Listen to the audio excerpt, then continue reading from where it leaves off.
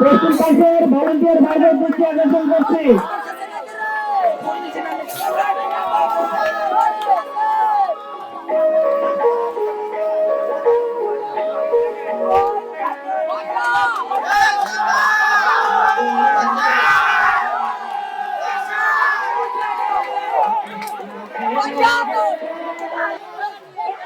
আজকে এই 7 জন থেকে আমরা 5 জনকে বাছাই করতে নিব। আমরা দেখতে পাচ্ছি প্রথম দিকে এগিয়ে আছে হাফিজুল্লাহ টিম মিটপাড়া।